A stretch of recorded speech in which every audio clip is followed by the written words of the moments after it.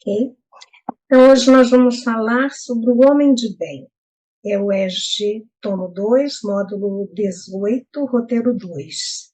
A coordenação geral é de Beth Lima e o expositor dessa aula de hoje sou eu, Regina. Então, o objetivo geral deste estudo é possibilitar o conhecimento das principais qualidades do homem de bem, estimulando-nos a vivenciá-las e a refletir sobre nossos próprios atos, ajustando-nos a essas qualidades. Porque não basta apenas saber, conhecer, né, identificar quais as principais qualidades do homem de bem, se nós não a colocarmos em prática, né? Se nós não refletirmos sobre os nossos próprios atos, se agimos de acordo com essas características, se não agimos, como fazer para ajustar as nossas ações a essas qualidades, né? Então, isso é o mais importante. Os objetivos específicos são analisar essas características do homem de bem, segundo o Espiritismo, e refletir sobre a importância dos valores morais na conquista da felicidade.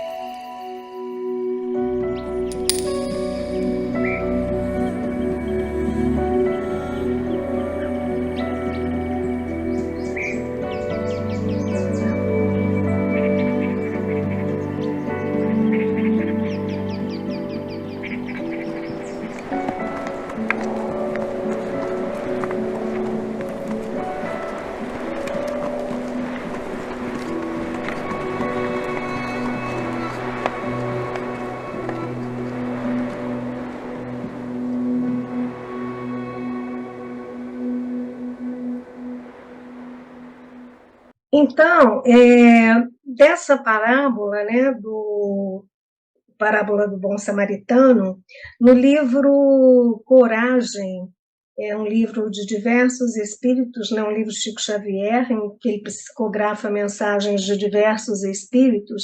A lição 18 é uma mensagem de Emmanuel, e ele diz assim, lá no final da mensagem: quem passasse irradiando amor na estrada, onde o viajante generoso testemunhou a solidariedade, encontraria mais amplos motivos para compreender e auxiliar, né?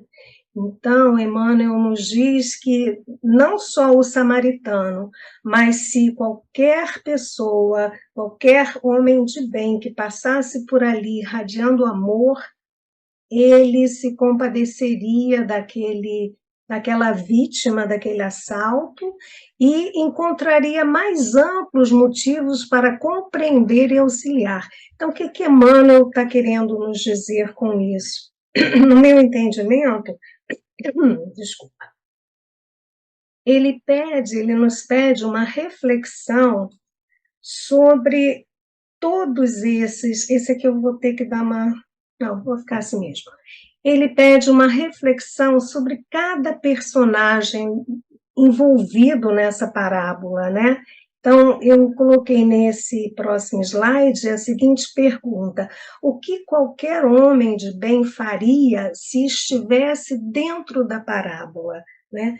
Então, vamos começar a fazer uma análise desses personagens é, na ordem em que eles aparecem, né, na parábola. Então, o primeiro lugar que aparece, sem ser lá o sacerdote, lá o jurista lá que estava questionando Jesus, mas na parábola mesmo, ali naquele caminho entre Jerusalém, né, e a próxima cidade. Ai, desculpa, me deu um pigarro.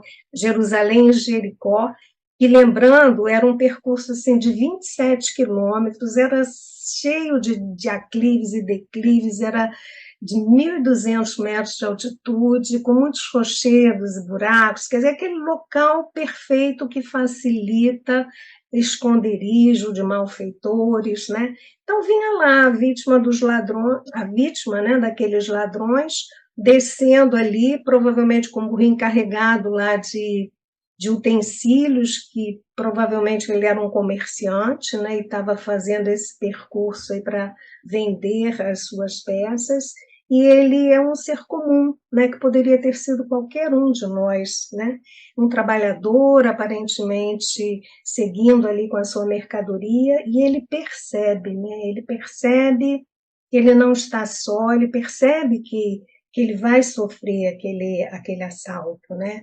E isso de fato acontece. Então, o que faria um homem de bem se estivesse passando ali por aquele caminho e visse aquela vítima dos ladrões, né? Então, no item 1 aqui, nós colocamos: ele estenderia mãos operosas e amigas em auxílio dessa vítima, né? Então, isso é o que faria um homem de bem. É o que fez o samaritano, mas qualquer um, o homem de bem, faria isso. E os malfeitores, né? Aqueles ladrões perversos que se aproveitaram daquela situação, daquele local, daquele caminho, e que maltrataram tanto aquele homem, além de roubar sua carga, né? Aqui nós vimos que Emmanuel, né, nos indica, isso aqui foi uma adaptação do que Emmanuel fala nesse livro, nós dizemos que qualquer homem de bem faria orações pelos malfeitores, a fim de que se refizessem perante as leis da vida. Então, isso aqui é muito importante, né, porque a gente pode pensar: eu ia amaldiçoar aqueles ladrões, eu ia xingar, eu ia querer que eles fossem para o quinto dos infernos, né? Mas isso não seria uma característica do homem de bem, né? O homem de bem faria orações pelos malfeitores, porque Jesus nos ensinou isso, né? A orar pelos nossos inimigos, a orar e a pedir, porque sabe que esses são os mais necessitados de nossas preces, né? Com relação... Assim, só um instantinho, Regininha, dá uma paradinha aqui, porque é muito interessante. Nós estudamos o Evangelho e a Regininha participa, a Regina também, né? Nas reuniões de tratamento, nós estudamos o Evangelho. E nós acabamos recentemente o capítulo 12, né, que fala amar os vossos inimigos. E mais de uma pessoa, e foi o capítulo que mais teve contribuição das pessoas.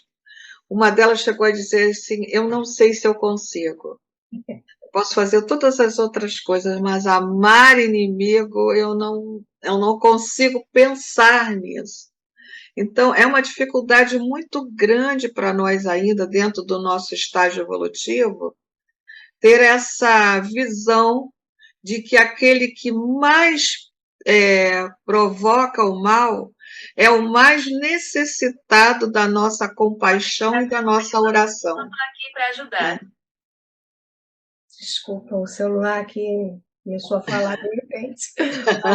Sem vida própria. É. Então, é assim, é um item em que nós temos que muito nos deter, porque você gostar, né, aceitar aquele que pensa igual, é mais tranquilo. Né? Não estou a dizer que é fácil, porque nada é fácil.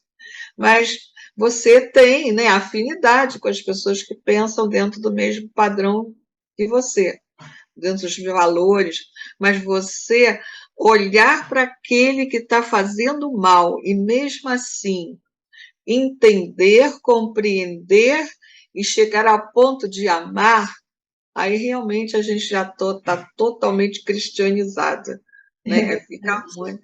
É só para a gente poder pensar um pouquinho mais sobre essa questão. E o homem de bem tem essa característica, né?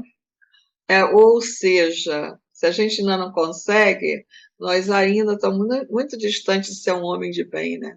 É verdade, Netinha, é isso mesmo. Gratidão, querida, pela sua contribuição. Bom, então agora vamos falar do sacerdote.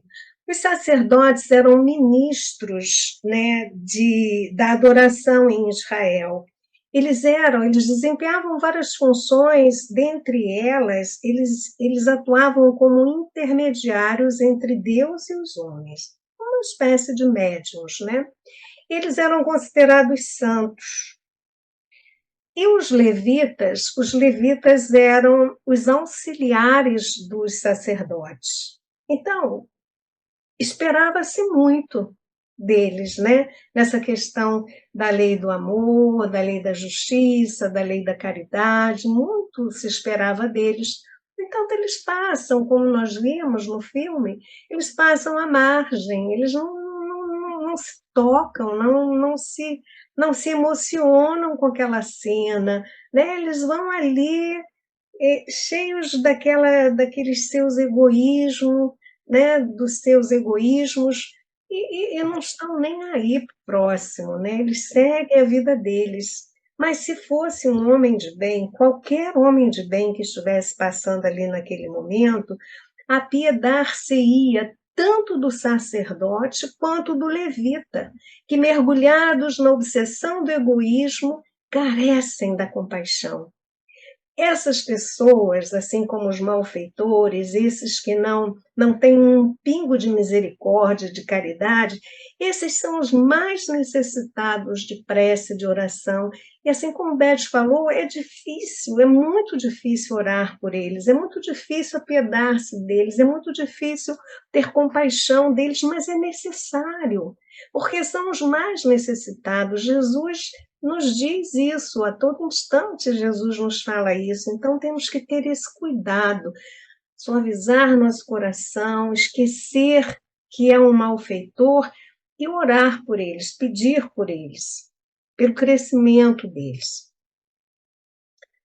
O samaritano é aquele que aparece e quase que por último, né? Depois dele aparece só o hospedeiro. E quem é esse samaritano da caridade, né? Os samaritanos eram desprezados e perseguidos pelos judeus. Eles eram tidos assim como protestantes, eles acreditavam somente no Pentateuco mosaico, os 5 primeiros livros lá escritos, né, sobre a Bíblia, e eles eram apartados dos judeus. Os judeus falavam muito mal deles. Os judeus, inclusive, amaldiçoavam e pediam que eles fossem excluídos da vida futura, né? Então, os samaritanos, esse era o que menos se esperava que fizesse alguma coisa por aquela vítima, porque era notório que era um judeu que estava ali caído. E ele foi o único capaz de ter dó, de ter piedade, de fazer algo em favor daquela vítima. Ele vai, socorre, leva para uma hospedagem, né, como a gente viu, e paga pela aquela diária e pelos cuidados de tantos dias quantos fossem necessários, ainda avisa para o hoteleiro, olha, na volta, se você gastar mais do que eu estou te deixando aqui, eu reponho o que você gastar, né? Então, qualquer homem de bem que passasse por aquela estrada agiria caridosamente como o samaritano agiu. E, por fim, o hoteleiro. O hoteleiro, o hospedeiro, ele vai além de um simples empresário, né, dono de um negócio. Ele recebe esses homens, tanto o samaritano quanto a vítima do assalto, sem questionamento, sem exigir prévia identificação, sem querer saber se eles têm condições de comprovar se vão pagar pela hospedagem. Ele apenas os acolhe, né? Ele coloca para dentro da sua estalagem aqueles dois desconhecidos, sem fazer pergunta, pelo contrário, ainda ajudando. Então, qualquer homem de bem que passasse pela estrada, com certeza endereçaria pensamentos de bondade que sustentassem o hoteleiro no exercício da profissão. Naquele contexto, né, na visão judaica, um samaritano naquela cena seria a consumação da desesperança. Não era raro que alguns deles retribuíssem ódio por ódio, mas foi justamente esse samaritano que demonstrou compaixão, né? Ele viu um ser humano em dificuldade e o ajudou. Na parábola, o ponto principal não é perguntar quem é meu próximo, como fez aquele que indagou a Jesus. A pergunta correta deve ser: eu estou sendo eu estou sendo um bom próximo para os necessitados ao meu redor? Por extensão, a pergunta poderia ser: eu estou me comportando como um homem de bem? Então, essa é a pergunta que nós devemos fazer, aproveitando aquele conselho de Santo Agostinho, né? Toda noite, antes de dormirmos, vamos fazer uma reflexão, né? Saber até que ponto, durante o nosso dia, nós fomos homens de bem, nós adotamos características do homem de bem, nós fomos bons, nós fomos justos, nós fomos generosos, nós fomos caridosos. Vamos fazer essas perguntas, né?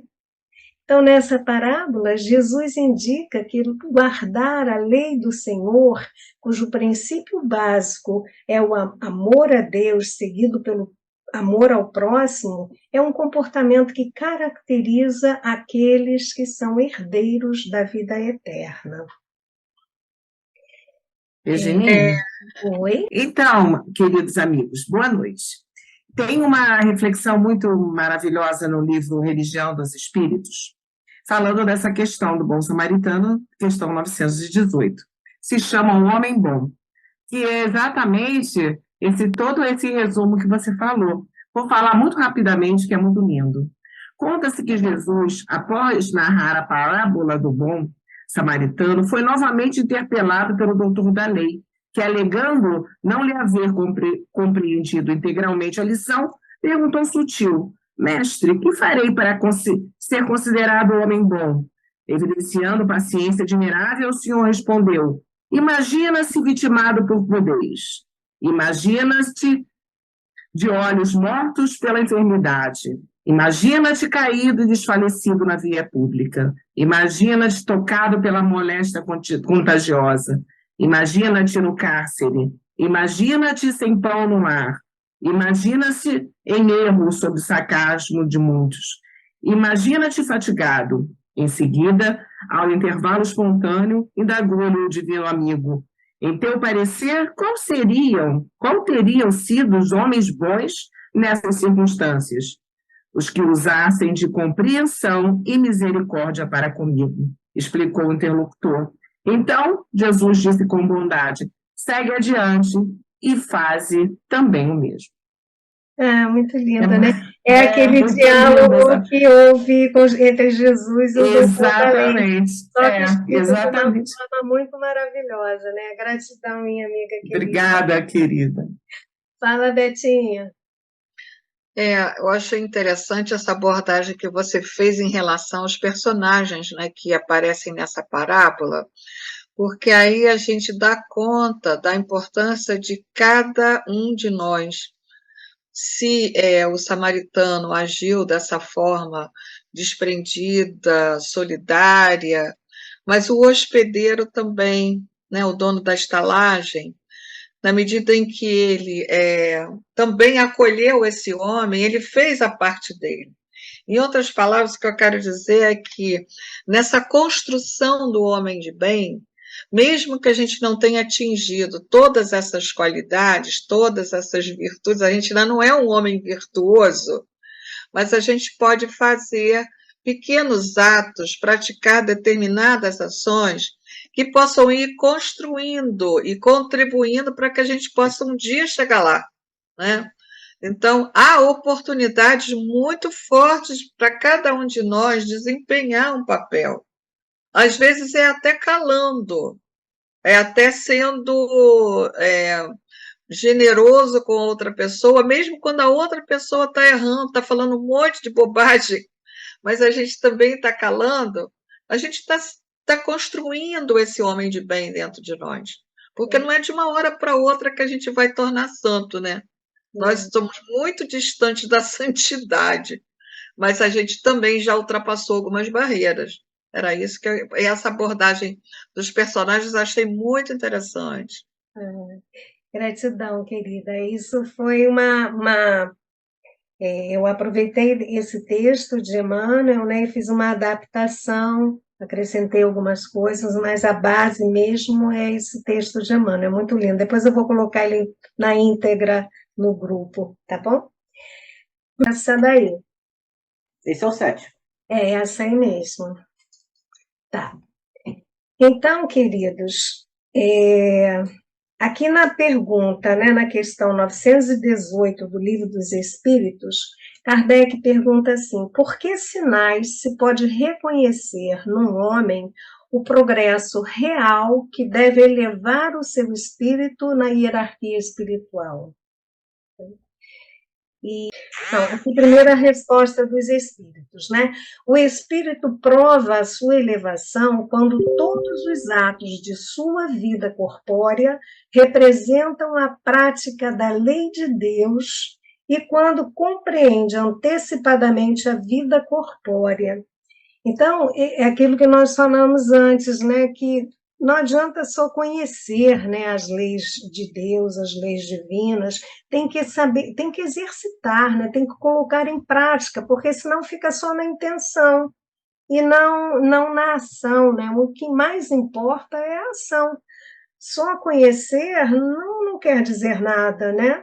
Então, para nós nos elevarmos, nós temos que vigiar nossos atos e examinarmos se estamos realmente agindo de acordo com as leis divinas, né? Pode passar para o próximo, Bruno? Aí vem realmente esse texto que é lindo, que diz: o verdadeiro homem de bem é o que pratica a lei de justiça. E qual é a lei de justiça, né? Sintetizando, a lei de justiça é não fazer ao próximo aquilo que não desejamos que o próximo nos faça, né? É praticar a lei de amor, né? Essa é a maior lei de todas, é soberana, porque a partir dela é que a gente consegue ser caridoso, ser caridoso e amoroso, né, compreensivo, na sua maior pureza. Quer dizer, não basta só ter a caridade, tem que ser na sua maior pureza. Tem que fazer sem querer retribuição, sem querer reconhecimento, sem mostrar que está fazendo, né?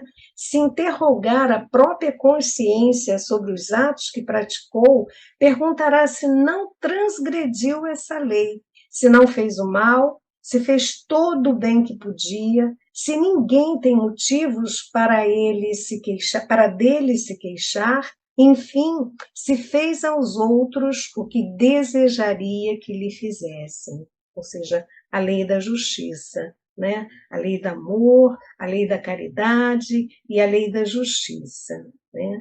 Porque a perfeição significa pureza, exatidão, correção, bondade, né? Tudo isso está contido nessa palavra de perfeição. E ser um homem de bem é chegar, um homem de bem na sua totalidade, é chegar a atingir a perfeição. Perfeição a gente sabe que só Deus é perfeito, né? Mas nós somos perfectíveis e temos que buscar chegar pelo menos o mais próximo possível da perfeição, né?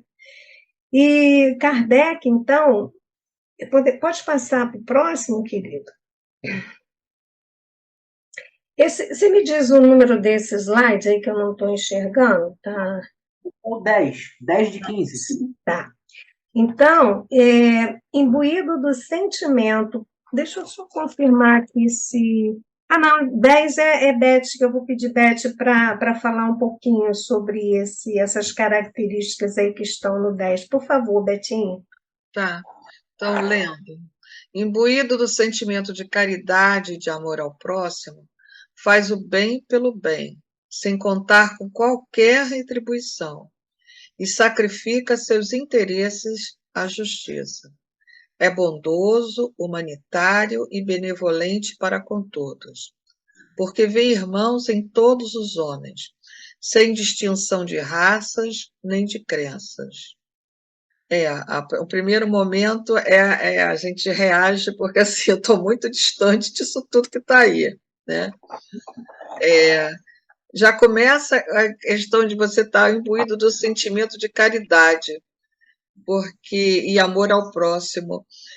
Nós temos a ideia de caridade como aquele que pratica algum ato, né, para você ajudar, de ajuda material para alguém, que também é importante, mas não é só isso, porque quando você realmente quer praticar a caridade, você vê no próximo uma extensão de si mesmo. Então, você faz porque aquilo já é naturalmente espontâneo em você. Então, você não espera retribuição como você não espera retribuição de você mesmo. Então, eu estou fazendo bem, estou ajudando, estou compartilhando conhecimento, eu estou desculpando os erros alheios, eu estou fazendo porque isso me faz bem. Aquele outro companheiro, ele é, para mim, uma extensão da minha própria personalidade, ele é uma parte de todo desse entendimento divino que eu tenho do outro. Ele é o meu companheiro, ele é o meu irmão. Então, eu já vejo de uma outra forma. Aí ele continua. É bondoso, humanitário e benevolente para com todos, porque vê irmãos em todos os homens, sem distinção de raça nem de crença. No momento que eu começo a fazer distinção de raça, credo, posicionamentos religiosos, políticos, ideológicos, pronto, eu já rompi com essa ideia, né? Então, eu não consigo ir adiante. Primeiro, eu vou ter que vencer as minhas fraquezas. E, a partir daí, eu começo a ver no outro um irmão meu, aquele que merece tanta compaixão, tanta benevolência, tanto amor quanto eu gostaria de receber, tá? Então é isso aí, basicamente é isso que eu entendi. Gratidão, Betinha, muito bem colocado e não tem mais nada a acrescentar. O próximo slide eu vou pedir para o Hamilton para fazer a mesma coisa que Betinha fez, dar uma lida no texto e fazer um pequeno comentário, por favor, Hamilton. Bruninho, você pode passar o próximo? Isso. Se Deus lhe concedeu o poder e a riqueza, considere essas coisas como um depósito, de que deve usar para o bem, e disso não se envaidece, por saber que Deus lhe deu tudo isso, também pode retirá-los. Se a ordem social coloca outros homens sob sua dependência, trata-os com bondade e benevolência, porque são seus iguais perante Deus. Usa da sua autoridade para lhes levantar o moral, e não para esmagar com seu orgulho. É algo assim bastante profundo, né? Essa primeira frase, por exemplo, né? Se Deus concedeu o poder e a riqueza, na verdade, quando a gente faz uma reflexão mais ampla, tudo que a gente tem, seja saúde, família, tempo, vamos dizer assim, conforto, oportunidade de educação, uma boa profissão, uma boa remuneração, enfim, qualquer coisa que a gente tem é concedida pela divina providência, né? E, na verdade, a gente, com muita frequência, se perde um pouco nisso, né? A gente assume como isso é meu, eu fiz muito para merecer tudo, eu lutei muito para ter isso. Então, isso efetivamente me pertence, né? E a gente se esquece que só pertence a gente, efetivamente, aquilo que a gente leva quando morre. Nada do que a gente tem hoje, daquilo que a gente não consegue levar conosco no caixão, vamos chamar assim, né? Estando no caixão, o que eu tenho comigo?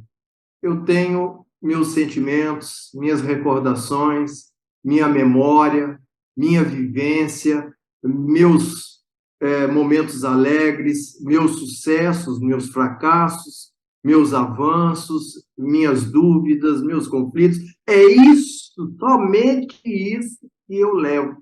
Ou talvez tudo isso, mas nada, seja de esposa, marido, filho, título, nada disso eu levo.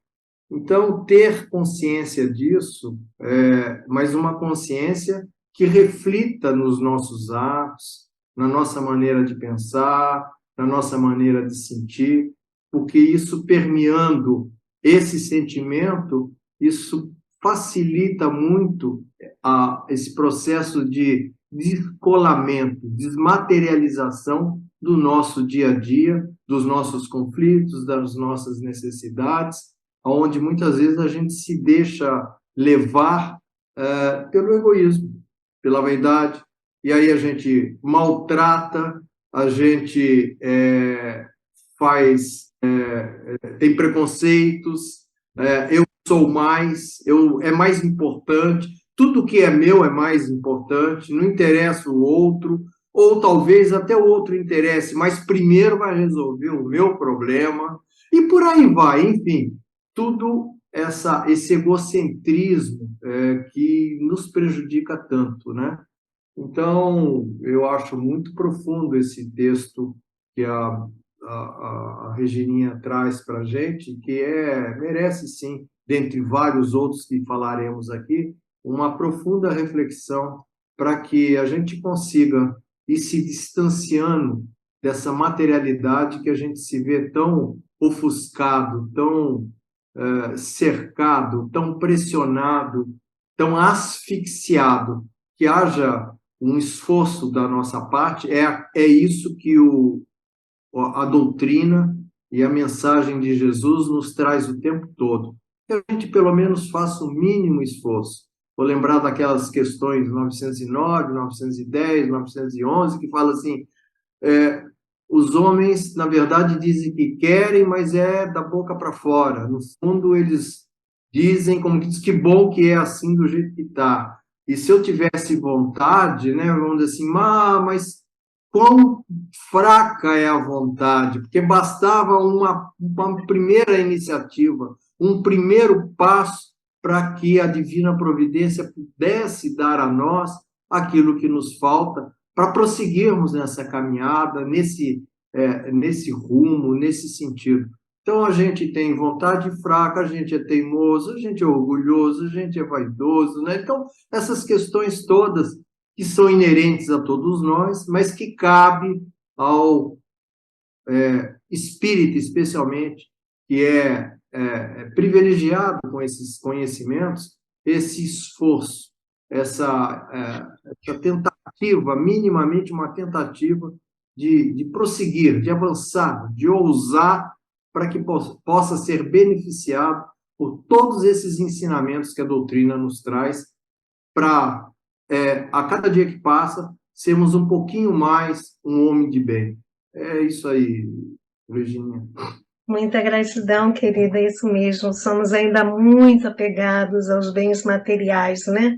Mas um dia, quanto maior a nossa consciência da vida futura, mais iremos nos desapegando desses bens e mais nos apegaremos aos bens espirituais, né? Como você muito bem colocou. Gratidão, querido. O próximo, Bruninho, por favor, eu vou pedir a Jo para para ler e comentar um pouquinho, tá, Jo? Acho que já chegou lá, né? Pronto. Já Eu queria comentar um pouquinho daquele que a Beth leu. Na hora eu não tive coragem, mas agora me deu.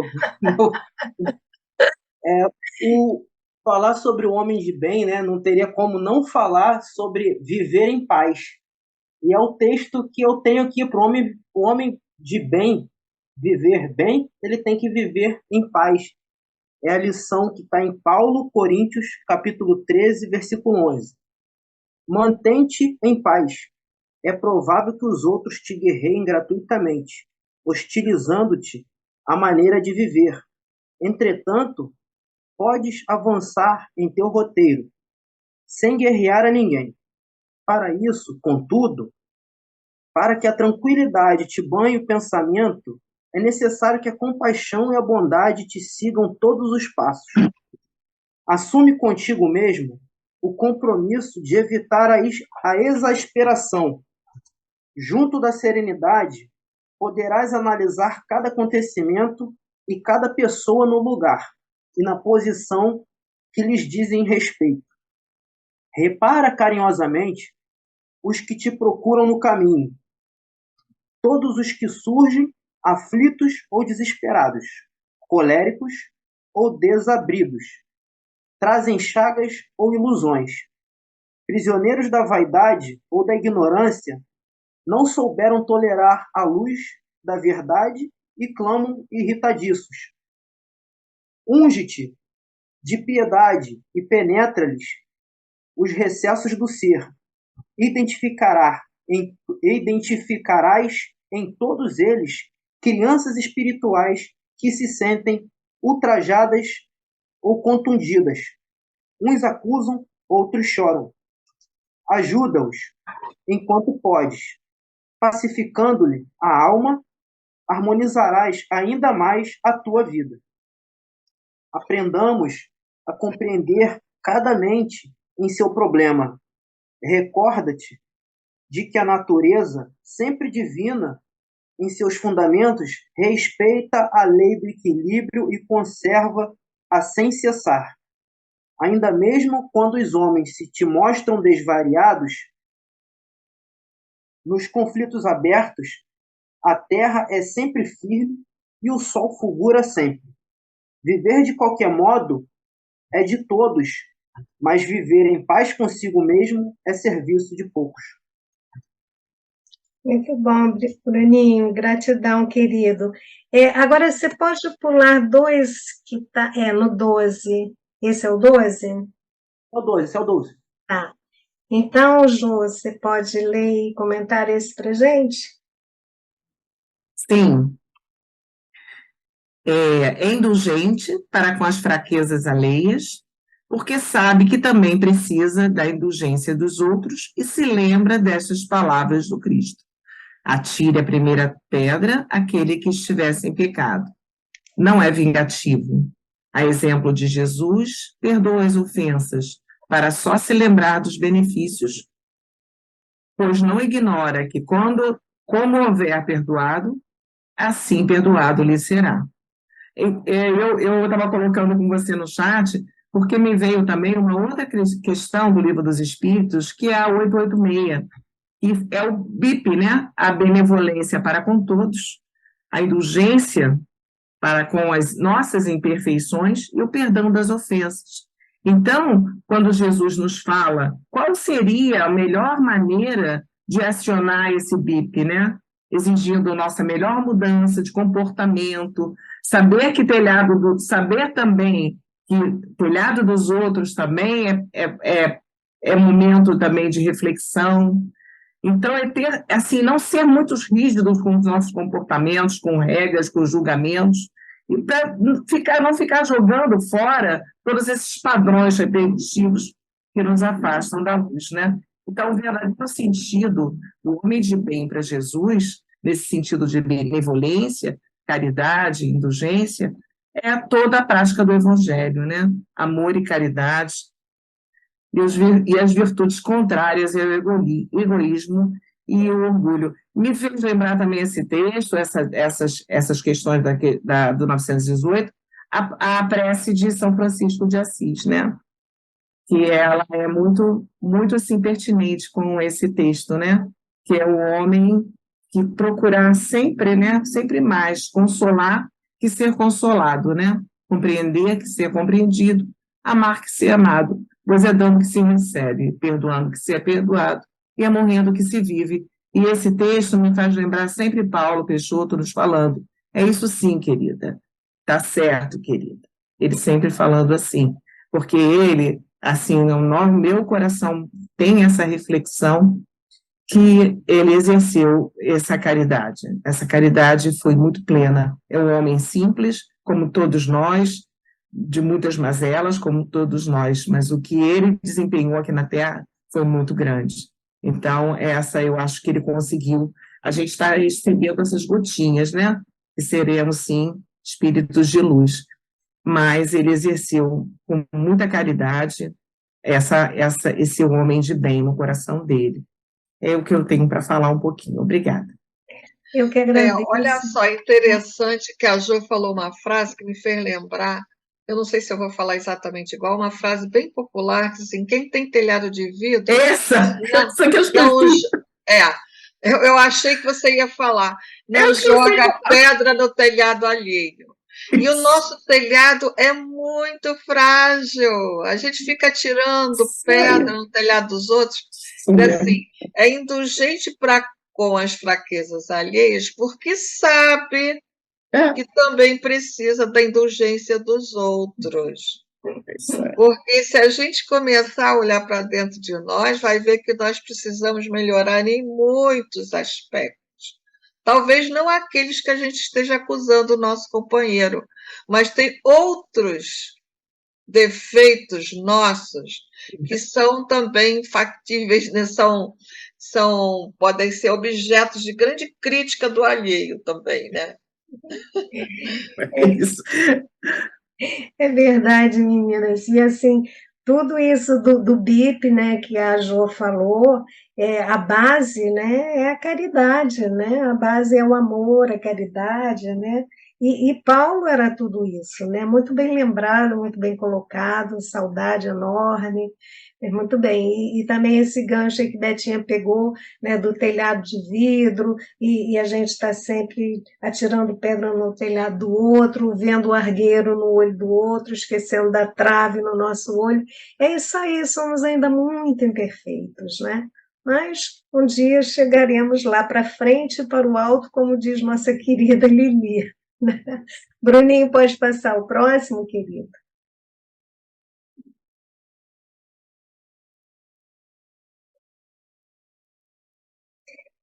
Então, meus queridos, por fim, Kardec nos diz que esse homem de bem respeita, enfim, em seus semelhantes, todos os direitos que as leis da natureza lhes concedem, como quer que os mesmos direitos lhes sejam respeitados, né? Isso que nós falamos aí do telhado, da pedra, do argueiro, né? E quais são essas leis da natureza, né? Pela física, são a gravitação universal, são as leis de Newton, né? Da inércia, da dinâmica, da ação, da reação, são as leis de Kepler, né? As leis de movimento dos órbitas elípticas, leis das áreas, leis dos períodos, mas isso está longe do nosso estudo aqui, né? Na parte, e visto isso, leis da natureza, pela ótica espírita, né? Nós temos até a Jocely apresentou, se não me falha a memória, foi ela, uma lição, uma aula para a gente, um estudo muito bonito sobre essas leis da natureza, falando sobre a lei da adoração, do trabalho, da reprodução, da conservação, da destruição, da sociedade, do progresso, da igualdade, da justiça, do amor e da caridade. Isso lá no início do curso, né, Jô? Foi você, não foi, Jô, quem apresentou as leis? Foi uma dessas leis, exatamente. Você falou Eu de acho que uma não estou delas. dentro Eu me de uma lembro que dessas. Bruninho falou sobre, acho que, reprodução, né? Então Sim, cada um foi falando de uma, né? sim. Então, essas leis de trabalho, reprodução, conservação, adoração, destruição, sociedade, progresso, igualdade, e principalmente as de justiça, amor e caridade, todos nós temos direitos a essas leis, todos, indistintamente, todos nós. Então, nós não podemos querer privar quem quer que seja de tudo isso e sermos egoístas de acharmos que só nós merecemos, só nós temos esse direito. Não, todos têm o direito a essas leis da natureza, né? E temos que respeitar, né? Para sermos respeitados, né? A lei principal de justiça é essa, não fazer ao outro aquilo que não queremos que nos façam, né? E aí, com essas características elencadas por Kardec, né, no Livro dos Espíritos, elas não ficam assim enumeradas todas as qualidades que distinguem os bens. Está longe dessas que ele elencou, né?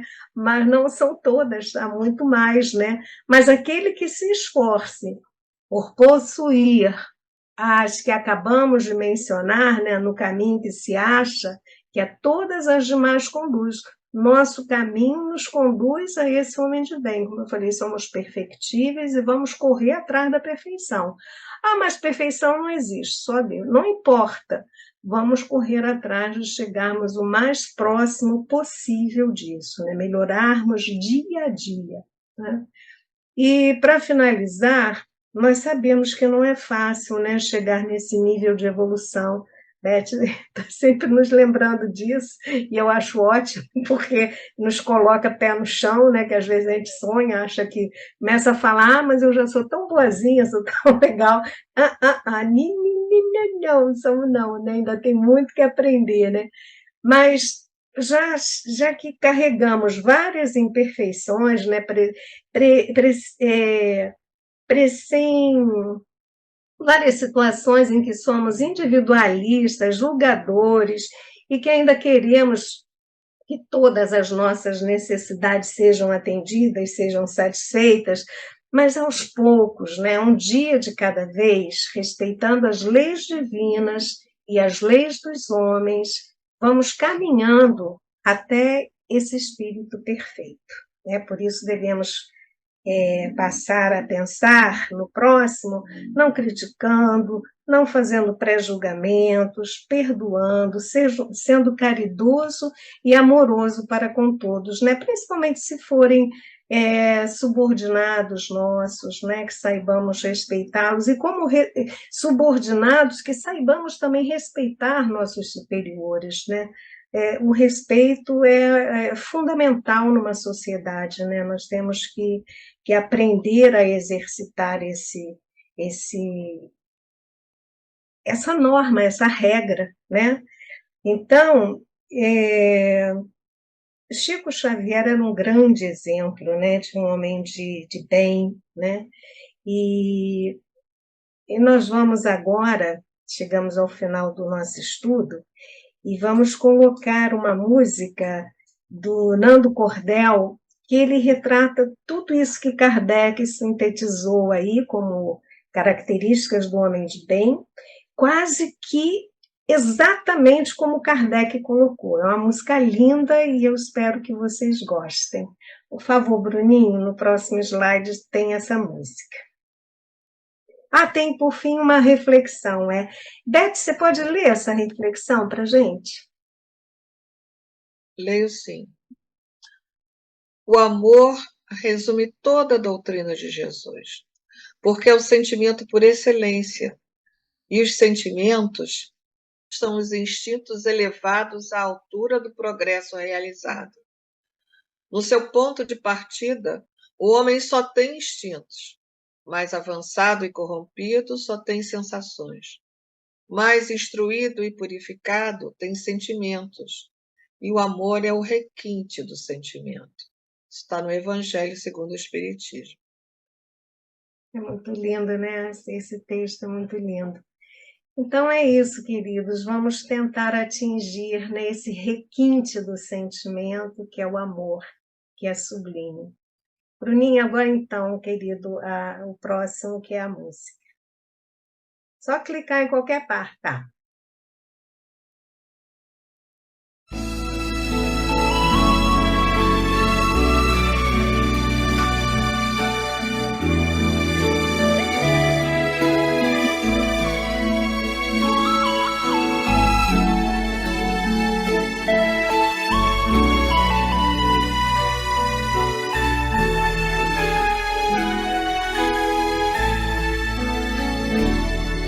O verdadeiro homem de bem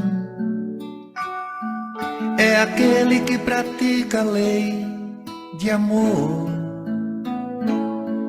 de justiça e caridade, de pureza e de bondade. Interroga a consciência se essa lei já violou. Não comete o mal, tem fé em Deus e na bondade. Sabe que nada acontece sem a sua permissão. Tem fé no futuro e por isso coloca os bens espirituais acima desses bens só temporais. Quando nas dores da vida e nas decepções aceita sem murmurar, porque são provas ou expiações. Encontra benefícios nos serviços que prestam, nas lágrimas que secam e nas consolações. Seu primeiro impulso é de pensar nos outros antes de si, antes dos seus.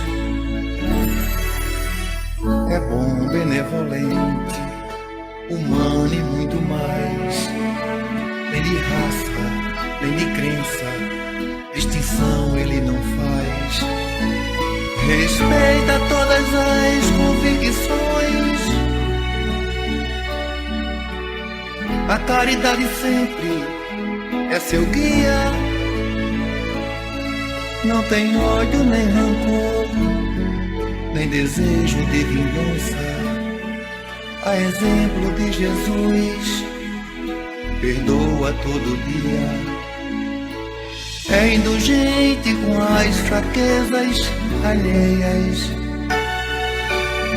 Não procura defeitos nos outros. Estuda suas próprias imperfeições. Trabalha sem cessar para combatê-las. Não se envaidece com a sorte ou com os dons pessoais. Usa, mas não abusa dos bens materiais. Se tem alguns dependentes nas relações sociais, trata com benevolência e muita paz. É o homem de bem, é o homem de bem. Quem plantar vai colher, vou lutar, vou crescer, vou chegar lá também. É o homem de bem, é o homem de bem.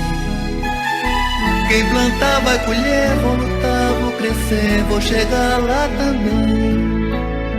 É o homem de bem, é o homem de bem. Quem plantar vai colher, vou lutar, vou crescer, vou chegar lá também.